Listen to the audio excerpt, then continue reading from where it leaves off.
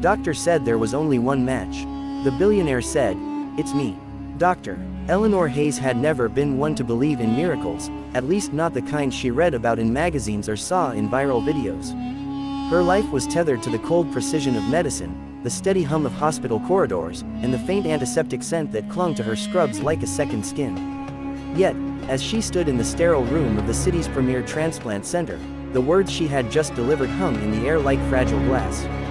"There's only one match," she said softly, her hands clasped in front of her. She could feel the weight of the moment pressing down on her chest, heavier than the gravity of any medical chart she had ever studied. A bone marrow transplant, it's the only hope. The room was silent except for the soft beeping of a heart monitor. On the other side of the desk, a young woman, barely 25, stared at her with wide, incredulous eyes.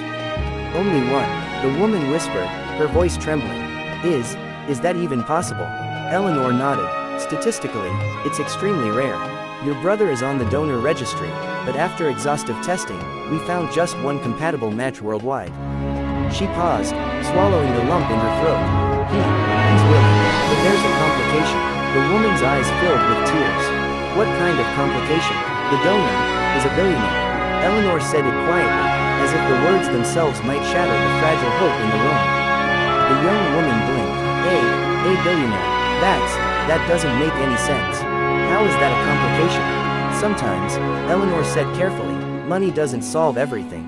Sometimes it complicates things in ways you can't anticipate. And this donor, he's very public. It's not just a matter of him agreeing, it's a matter of managing publicity, legalities, and personal stakes." Before the young woman could respond, the door to the consultation room burst open. A man stepped in, his tailored suit impeccable, his presence impossible to ignore. He was tall, broad-shouldered, with an easy smile that didn't quite reach his eyes, and hair so meticulously styled it could have been sculpted. Every inch of him screamed wealth, power, and influence. "I heard there's a problem," the man said casually, though there was a steel beneath the casualness. "They told me there's only one match." Eleanor froze. She had expected the call, the scheduled meeting, but not the theatrical entrance. She opened her mouth to speak, but the words seemed to catch in her throat. The young woman gasped. You're him?" she asked, disbelief coating her voice. The man smiled, as if that explained everything. "That's me," he said. "But let's not get ahead of ourselves. First, I need to know exactly what we're dealing with." Eleanor exhaled slowly, regaining her composure. "You understand the gravity of this, correct? The procedure is risky. We're talking about a marrow transplant. There's a chance of complications, even death. And the patient," she glanced at the young woman, "your brother needs this to survive." The billionaire's gaze softened, if only slightly. "I understand perfectly. I've read the medical reports. I've met the family, and I don't care about the risk. If I'm the match, I'm willing to do it. Whatever it takes." Eleanor studied him carefully. It wasn't the first time she'd encountered wealthy donors, but most of them were hesitant, distant, more concerned with publicity than humanity. This man, there was sincerity in his eyes. Genuine, quiet, terrifying sincerity. "Most donors," she said, choosing her words with care, "don't come forward just because they're a match. They have families, careers, public profiles. They weigh risks differently. Are you sure this isn't just a publicity stunt?" He leaned back in the chair, folding his hands over his lap. "You think I need a stunt? I own 3 companies, 3 yachts, a private island, and still, nothing matters more than a life that can be saved. If this is a chance to make a difference, I'm taking it." The young woman's voice trembled as she reached across the table to grasp Eleanor's hand. Can he really do this?" Eleanor gave her a small nod. "Medically speaking, yes, he's a perfect match. We've run every test, every protocol. He's cleared for donation, but," she paused, "we need full consent, complete understanding of risks. And, if he's public enough to be recognized, we need a strategy to protect privacy and manage media exposure." The billionaire waved a hand dismissively.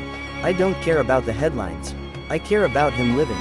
That's it. The rest is noise." Eleanor felt a rare warmth rise in her chest. There was something almost heroic about his resolve, and yet, she reminded herself, medicine was never about heroism, it was about precision, patience, and pragmatism. "All right," she said finally. "If you're sure, we'll start preparations immediately."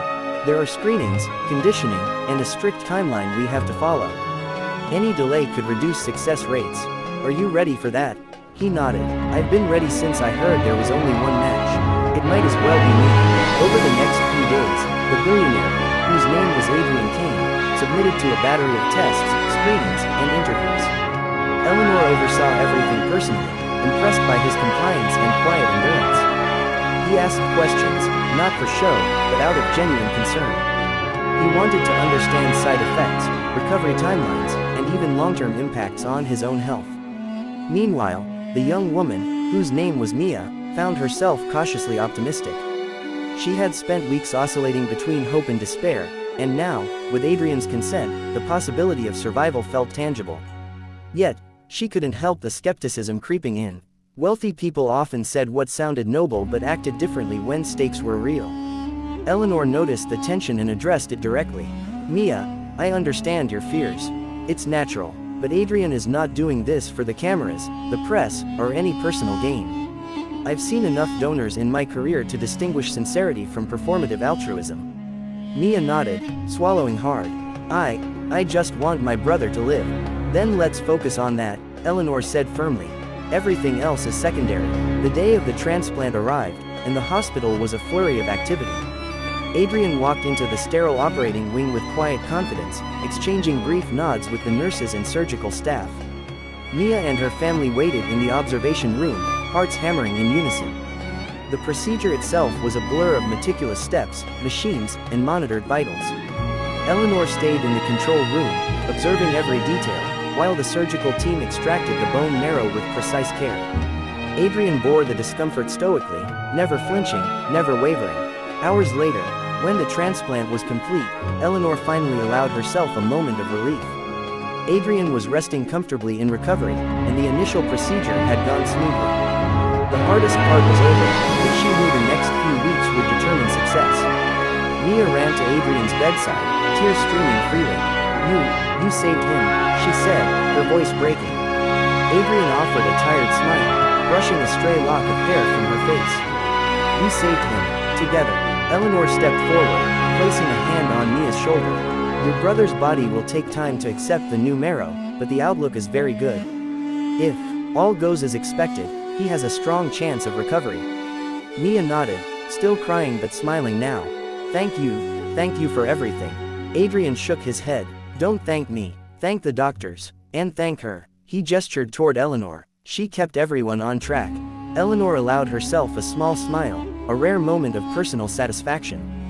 For once, she felt that medicine had delivered not just treatment, but a story of hope, courage, and humanity. In the weeks that followed, updates came steadily.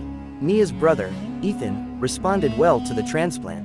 Adrian recovered quickly from the donation, though he experienced the expected fatigue and soreness. Despite his wealth and public profile, he never sought attention for his actions, declining interviews and social media coverage. One evening, Eleanor received a message from Adrian, brief and unassuming.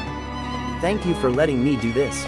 It's not about the money, the recognition, or the power. It's about life. Keep saving lives, Eleanor. The world needs more of you. Eleanor smiled, feeling the rare warmth of gratitude that transcended words. She had dedicated her life to medicine, but moments like this reminded her why she had chosen this path. The raw, unfiltered impact of saving someone's life, the way humanity shone even in the most unexpected places. Months later, Mia's family organized a quiet celebration. Ethan was walking again, laughing, living fully. The shadow of death that had loomed over them now felt like a distant memory.